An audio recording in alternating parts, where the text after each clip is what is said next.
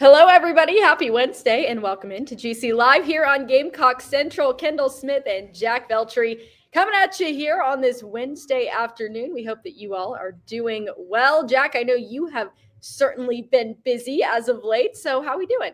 Yeah, no, I'm doing good, Kendall. It's been busy for sure, but rocking and rolling. And I know you've been busy too. How are you doing?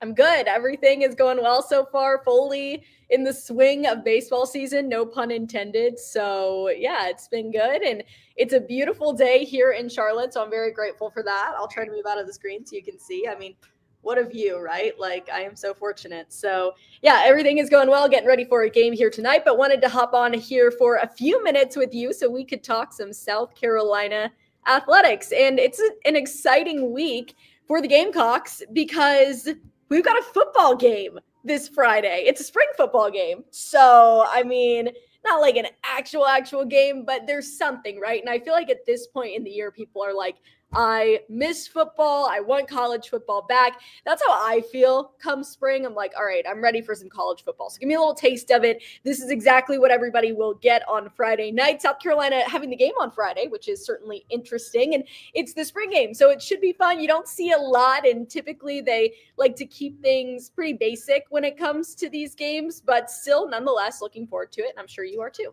Yeah, no, most definitely. And the main thing you mentioned there is that, a lot of teams keep it basic and stuff. And the spring games have changed so much over the years to where you pick a program, their spring game now is not like what it is, these days. It's changed drastically to where teams don't even do a traditional scrimmage anymore. And South Carolina, I feel like, is one of those rare exceptions where, Shane Beamer has said it multiple times now, they're keeping things as game-like as possible. And I really like that because I think fans are going to be interested either way, I think, to just see the team out there, whether they're scrimmaging or not, or just doing a glorified practice, if you will.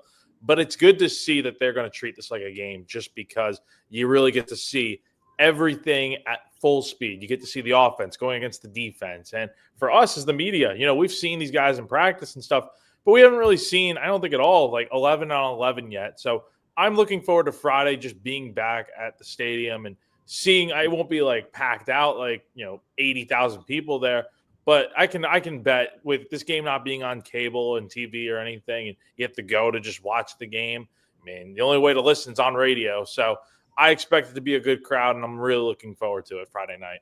Wes and I were just talking about this on the recruiting rundown, which is coming out a little bit later today. So be sure to keep your eye out for it. But it's also a good time for recruits to come in and just kind of get a sense of the program. Obviously, like you said, you're not going to get the same atmosphere at Williams-Brice Stadium this Friday as you would for a Saturday game come fall, but you still have that opportunity to have fans out there. They get to see the team. You get to see the guys in action a little bit more than you typically would. And as you mentioned, Jack, you get to see them for a couple of practice periods every so often, but this is definitely different. I'm curious to know, though, your thoughts on this game being on a Friday night, because it's a little bit of a switch up from what we're used to. The game typically on a Saturday. This year, it is on a Friday, and I don't know. I kind of like it, but I'm curious what you think. It's definitely different, right? Because the spring game, as far as I can remember, has always been on Saturday. Like I remember going to the spring game as like maybe like a few years after I moved here, maybe like the first year I moved to South Carolina, and it was like on Saturday afternoons. It was hot out, but it's like it was tradition, right? You going out there and you enjoyed the nice day on Saturday afternoon, and it's gotten to a point where since Shane Beamer's come in, it's been Saturday nights, 7:30. You got the fireworks show after, and now this is the first year that I know of that it's on Friday, and I think it's interesting. It's going to be tougher, I think, for the common folk to make it out here because if it was on Saturday, people are off of work, they're able to make it out there and stuff. And I know it's Good Friday and all that, so I'm sure some people will have off, but it does make it harder for some people to get out there. Now, that said, I still think it's going to be a good crowd. I think it's going to be good for recruiting because Shane has said before that, they're going to be the only show in town. So they get the spotlight, even though this game isn't on TV. But then again, most of the college football teams that are doing a spring game, they're not going to be on TV. So I'm looking forward to it, and it's going to be very, very cool. And we do have a question here from Big Red asking, is the 7:30 start to highlight the stadium lights and fireworks for recruits. Absolutely. That really plays into getting the full experience. Because when you think of Williams-Brice Stadium at its best in Kendall, you can totally agree with this on this, I'm sure. The best atmosphere for Williams-Brice Stadium is at night. Don't get me wrong, good crowds for noon games sometimes. Like I think back to that LSU game last year. That was the most insane crowd I think I've ever seen for a noon game. But also, night games are just different. And it's not going to be a sold-out crowd, full capacity. The lower bowl will be filled, but it's still going to provide that same impact on these recruits and the fans that are getting out there for the first time because maybe they can't, afford ticket prices or whatever the case might be. Maybe they just haven't been to a game. That's going to leave a big impact on them and make them want to come back again. So, yes, it's about recruits, but it's also about giving the fans the best experience possible. And the on-field product is going to be a scrimmage, basically as close to a game as it can be. And that's going to be really awesome for everyone to see. Yeah, and like I said earlier, at this point in the year, people want a taste of college football, and that's what they're getting. And South Carolina has some new faces on the team this year that I think a lot of people are certainly excited to see in Friday's game. So, Jack, for you, we're just talking new guys, by the way, like not people that we have seen play for South Carolina in the past. New guys that are a part of the program this season. Who are you most excited to see in the spring game on Friday? Well, one guy that we don't know for sure yet if he's going to be eligible for the season, but I would imagine he suits up in the spring game on Friday because, I mean, to my knowledge, there's no issue with it since he's been practicing. Rasul Faison. That's an interesting name that, you lose Rocket Sanders after last year at the running back position. You got Oscar Attaway coming back. You have Jawarn Howell, Matthew Fuller. But Faison's that main guy you brought in from the portal to help supplement what you lost at the running back position. And so I've seen him in practice a few times now. I think he's looked really good. And seeing him out there on Friday night would be very cool and seeing what he can do. Because, I mean, he's a big dude and he seems very hard to tackle. So obviously we haven't been at the two previous scrimmages that have been closed to the public and media, but this will be our first real test of seeing what he can do. And also another name that I'm looking forward to from an offensive standpoint is, and Big Red brings him up here, Aaron Nolan. What is that backup quarterback position going to look like for South Carolina? And obviously they don't have a solidified number 2 behind Lenore Sellers yet, but considering Lenore isn't going to be playing into the fourth quarter or anything, I only would expect him to play a little bit in this game. I think most of this game is going to come down to what the other quarterbacks on this team can do. And so you'll see Aaron Nolan, Cutter Woods, probably some Luke Doty, I'm sure, Dante Reno. I'm looking forward to seeing what these other quarterbacks could do, but specifically Aaron Nolan, just because he's one of the guys that you brought in from the portal. As it was a little bit of a surprise since you have Lenoris as your guy.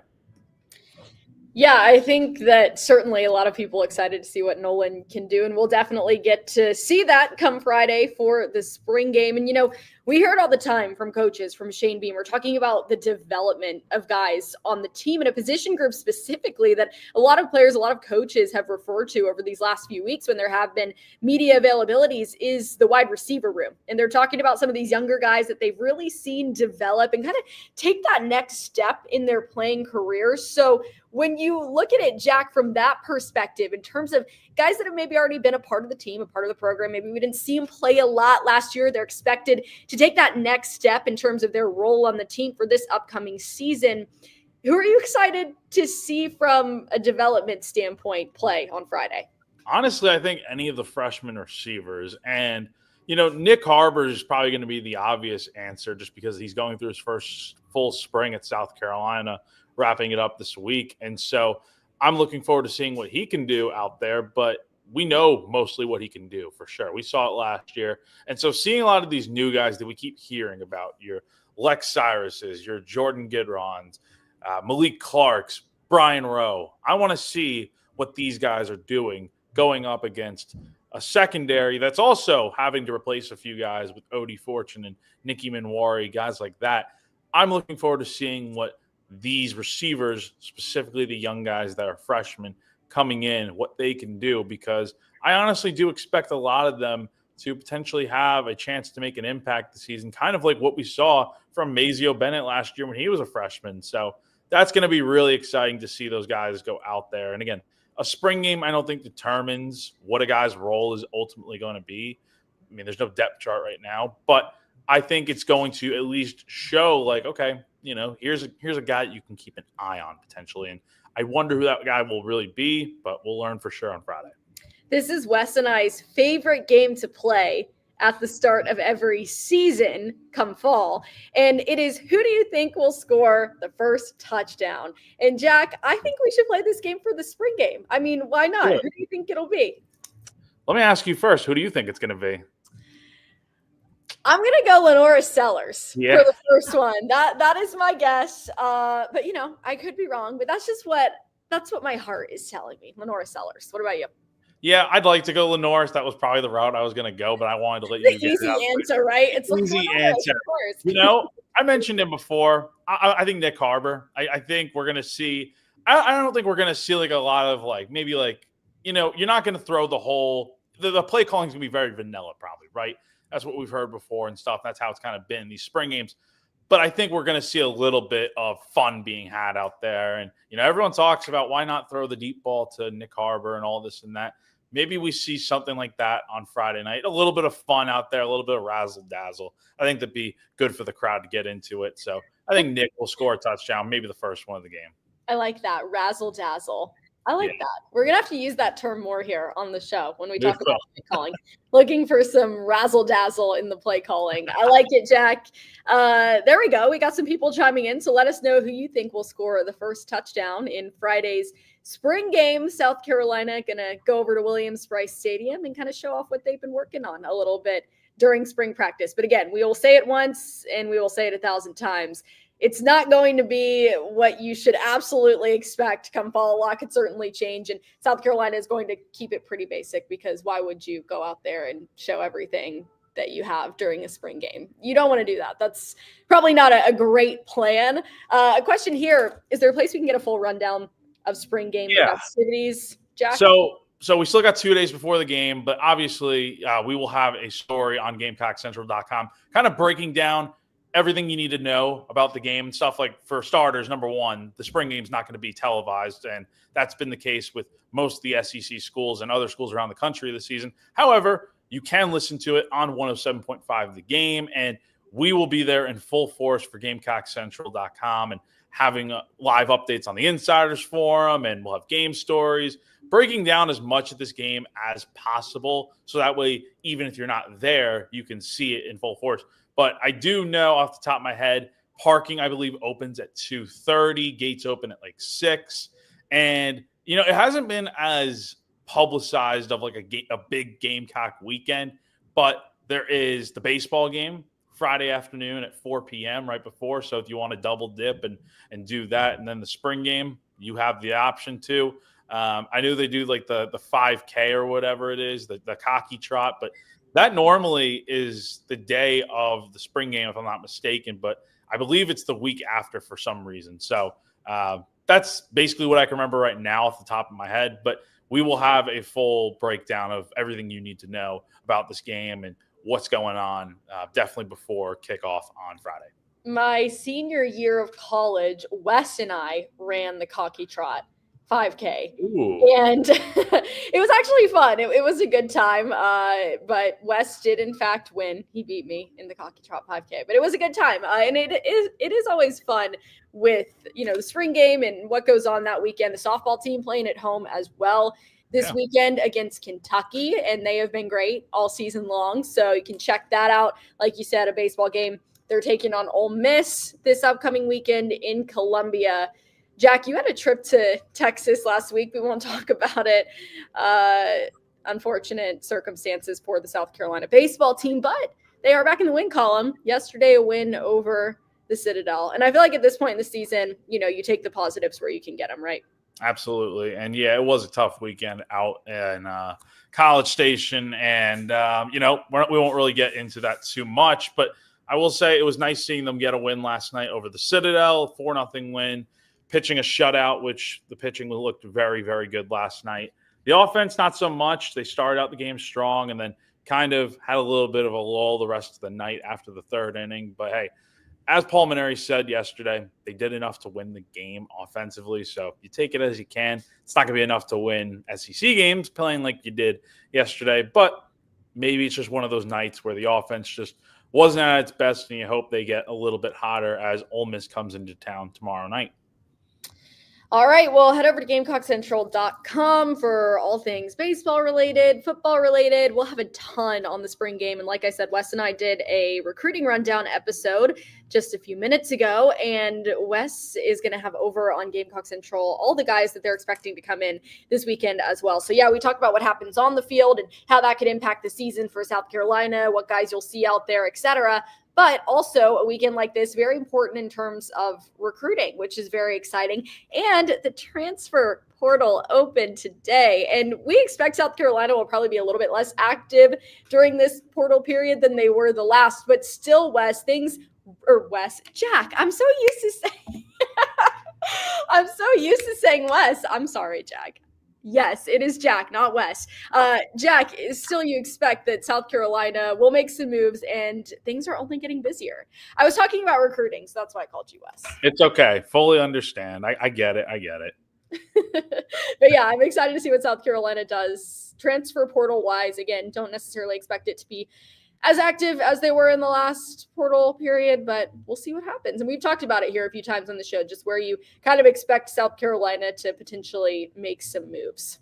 Yeah, I think looking at it a little bit more now that we've seen a few weeks of practice and stuff and hearing what the coaches have had to say and stuff, I think defensive tackle, defensive line are going to be the main points of emphasis for where recruiting needs to happen in the portal. If there are guys out there, they're going to go get them. And we've already seen them do so with bringing in Damon Clowney, who's the cousin of Jadeveon, who Gamecock fans know very, very well as one of the greatest to ever come play at USC. But I think they still need to go out there and maybe make another addition or two at that spot. And then we've heard special teams coordinator Joe DeCamillis mention it, that maybe they look into the portal for a special teams help, at kicker or a position like that.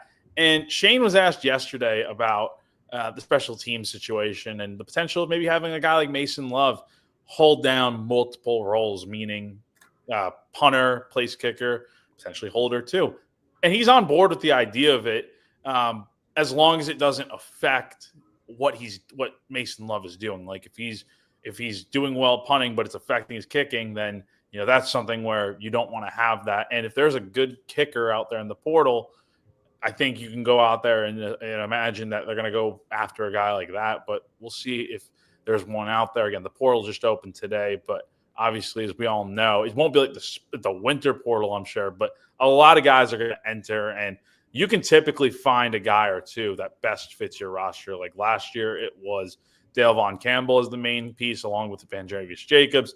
I even forgot about this until I saw Chris Clark posted about it. I mean, Nate Atkins was a spring portal pickup, and we know how big he was down the stretch for South Carolina in 2022. So there are definitely going to be some pieces that I think you may lose, but I also think there's going to be guys that you can bring in potentially. But don't expect anything like what the winter portal would be, where you're stocking up and you're bringing in a ton of guys. It's possible, but typically just based on how things have gone in years past, it'll be a few guys maybe.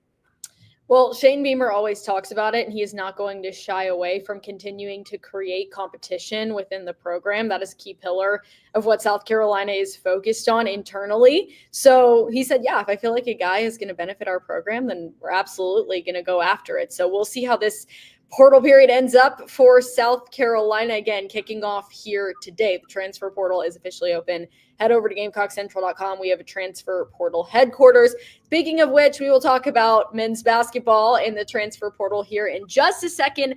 But before we do, Jack, any final thoughts on this spring game coming up on Friday? I'm just looking forward to it. And it's at 7:30 Friday night. And I did look this up during the show here. And again, like I said, we will have information that you can just go to GamecockCentral.com and it'll be right there for you before the game here in the next coming days. But there is a know before you go guide on Gamecocks Online. So if you just type in South Carolina Spring Game 2025, pull it up on there for right now. And it's got like admission's going to be free. It'll have all your general info that you need to know if you're going to the game. But like I said, we're going to have you covered on GamecockCentral.com from start to finish on Friday with recruiting and the game insights. And there's going to be so much coverage to go around that you'll have so much to read over the next few days over the holiday weekend. So I'm really looking forward to being back out there. And yeah, it should be a good time. If you can't be there like me, I cannot be at the game on Friday, sadly. Then yeah, we're going to have you covered on Gamecock Central. I say we, I mean Jack and Wes and Chris and the whole crew. They're going to do a great job. You're a big part of it. Don't worry. And I will be tuning in from Charlotte, reading up on everything that I missed out on by not being at the game. But you'll be my eyes, you'll be my ears at the game. So that will be perfection. And I always appreciate that. And I'm sure lots of people that don't live in Columbia or can't be at the game really appreciate that too. So again, GamecockCentral.com. Jack, let's shout out our presenting sponsor here on GC Live. Yep. So Clint Hammond of CMG Home Loans. If you're in the market to potentially buy a home, you're looking at the idea of starting the process of buying a home, but you don't know where to begin, Clint is your guy to get in touch with. He'll help you out through the process, take you step by step, and get you on the right track to buying your dream home. He's been in the mortgage industry for a very, very long time now. He's a lifelong Gamecock fan. He's also a longtime supporter of Gamecock Central and all of our GC Live programs. So if you're watching live right now or watching later, all of his information will be above us here on screen, but maybe you're just listening wherever you get your podcast from.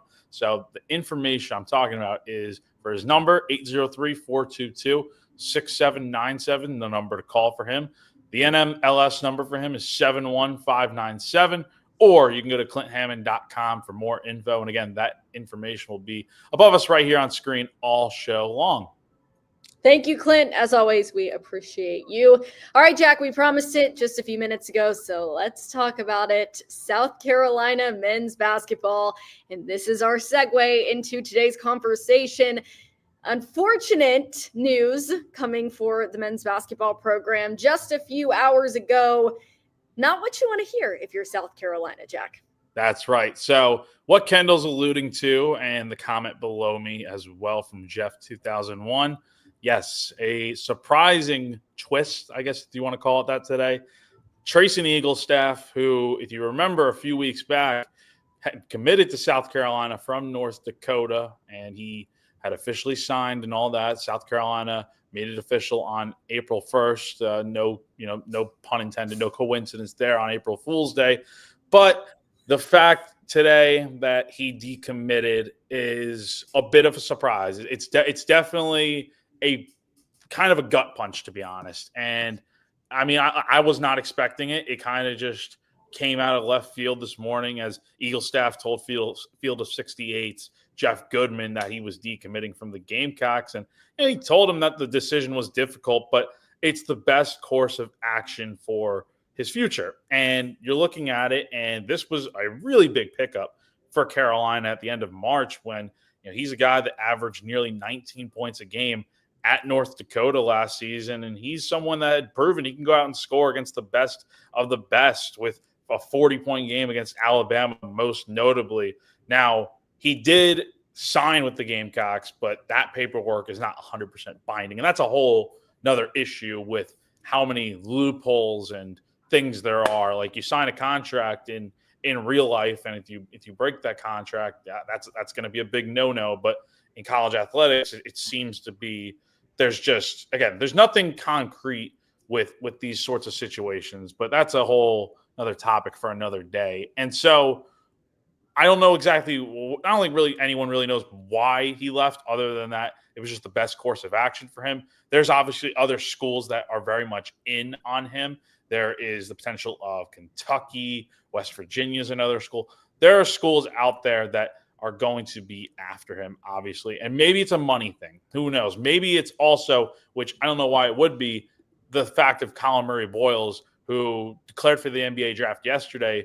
Maybe him not being here kind of swayed Eaglestaff's decision a little bit to not want to come to South Carolina, because maybe he thought that CMB would also be here. But that's not the case. So I'm not sure exactly what the reason is. Again, it's really just hypothetically speaking at this point. But the fact of the matter is, it's a big loss for the Gamecocks. And as we'll talk about, they kind of have their work cut out for them to fill quite a few roster spots left with the portal closing up here relatively soon. Yeah, certainly a big loss for South Carolina. And, Jack, we talk about the path forward for South Carolina. And obviously, you got to do something if you're the Gamecocks. Like, this has happened. It's done. It's unfortunate. And you didn't necessarily expect it to happen, but it has. So, no pun intended. How does South Carolina rebound from this? Yeah. Look, so as I kind of alluded to, you have 5 scholarship spots left to fill, and that's a lot. And the portal closes next Tuesday. Now, the common misconception is that just because the portal closes does not mean that you can't go out and still sign guys like that. Like, you can definitely still do that. Like, the portal closes on Tuesday, but that is just for guys to get their name in there. So you can still go out there and sign a guy, a few days after the portal closes, no doubt. But this team has their work cut out for them, because even with Eaglestaff on the roster or not, it didn't matter. You still had a few roster spots left to fill. And that's kind of what happens when I don't know how the conversations went between the players and Lamont Paris and the coaching staff at the end of season meetings, but it's obviously clear. You don't have to be a rocket scientist to tell this roster, you were not running it back with them. And a lot of the players from last year's team are not going to be here next year. So you're going out there and trying to replace all of those guys. Like, there's maybe a guy or two that you're bringing back, but most of this roster is not going to be the same next year. And you still have so many spots left to fill. And I just wonder, is there an adequate amount of time to be able to get everything you want done? Like, yes, the portal does close. Yes, you could still go out there and get guys, but I mean, that's a lot of spots you still have to fill. So I'm curious to see how they do it. They need to go out there and still get a point guard. You need to go get another shooter now for sure, in addition to having Michi Johnson coming back. And you also have Eli Ellis coming in, but you need another shooter. And then you got to replace – it's impossible to replace him, but you got to go out there and try your best to fill the void that Colin Murray Boyles will be leaving. So a lot of work left to do for this roster. And I know everyone I've seen it a few times, even on the Insiders Forum today. Like, I know everyone wants to fire Lamont Paris just because this move happened, but keep in mind, it's not like LP's the reason why that Eaglestaff is not committed to decommitted from South Carolina. Like, that was one of the main reasons why Eaglestaff did initially commit to Carolina. It's just, whether it's tampering or something along those lines, there are other reasons why Eaglestaff decided to decommit. And so it's one guy does not make a team. We don't even know what Eaglestaff ultimately would have done at South Carolina. So maybe he wouldn't have been great. Who knows? But there's still a lot of spots you got to fill in this roster, and you got to really get it moving here, because I mean 5 spots it's quite a lot on a 12, 13 man roster. Yes, it is a lot. So that leads me to my next question for you, Jack. As someone who has covered this team, you've seen it, the highs, the lows. How stressed are you for the team? Like, how stressed are you in this moment based on what they have to achieve, maybe on a scale of 1 to 10?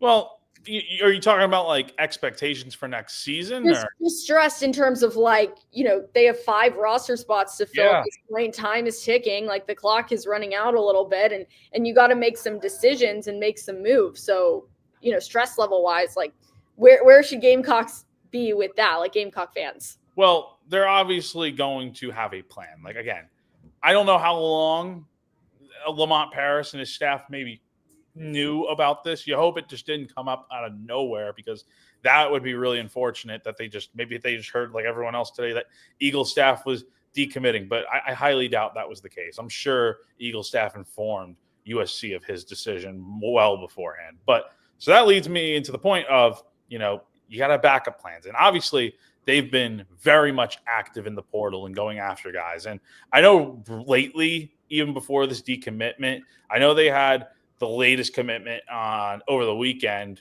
with the Boston College forward, but you still have guys that you're going after. So again, there may not be a ton of activity going on right now in terms of like what it was at the beginning of the portal cycle, where you're getting so many guys coming in, you're filling up the roster rather quickly.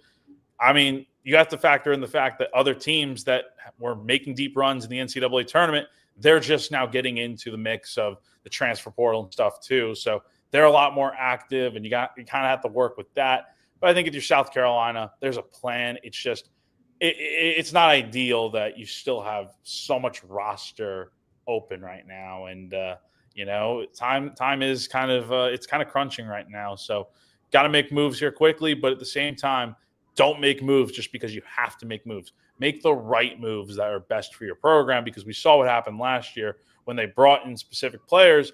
It's not like they weren't the best fits. They just didn't, have the type of seasons that you wanted, like what you had in the previous portal cycle where you hit on a lot of your guys. So that's my main key, is hit on the guys you want over these next few days here, and hopefully you can fill out your roster as you want. Yeah, I think it's a really good point. Obviously, it is crunch time right now, but it is like balancing that difficulty of, yes, trying to fill those spots and get it done in a proper amount of time, but then not just offering guys to offer them and being like, okay, like we need to fill up these spots. Here we go. Like trying to find that best fit for the program. And it is really hard as you continue to get closer and closer to the deadline here. So we'll keep you updated over on GamecockCentral.com. Certainly a lot to stay up to date with in terms of the men's basketball team, what's going on with the transfer portal, how they're going to fill these roster spots. We'll get you the latest over on GamecockCentral.com and on our social media channels at Gamecock Central. But this weekend should be a fun one for South Carolina fans. Again, the spring game coming up this Friday. And then a couple of other things happening throughout the weekend in Columbia as well. Baseball team taking on Ole Miss, softball team taking on Kentucky at home. So if you are headed to Columbia, have fun and be safe. Enjoy your weekend. Jack will be there. And if you're like me and you won't be there, then head over to GamecockCentral.com. Actually, head over to GamecockCentral.com whether you're going to be there or whether you're not going to be there, because there will be in-depth analysis, behind-the-scenes content, everything you could possibly want over there. So be sure to check it out. But Jack, I got to run because we got first pitch coming up here soon. So got to go do that, go to a baseball game. And I know hopefully you can get a little time to relax here tonight after what's been a very busy few weeks for you and lots of travel. Yep. Yeah, it's been very busy, but Kendall, appreciate you as always. And like you said, be sure to subscribe to GamecockCentral.com, our YouTube page as well, Gamecock Central, as well as our social medias, which is just Gamecock Central. And really looking forward to this weekend. Should be a lot of fun. As always, we will have you guys covered from start to finish on our website. Can't wait. All right. Thanks so much, everybody, for joining us here on GC Live this Wednesday afternoon edition. Have a great rest of your day, and we will see you all next week for Jack Veltri, not Wes, Jack Veltri. And I'm Kendall Smith, and we'll see y'all soon.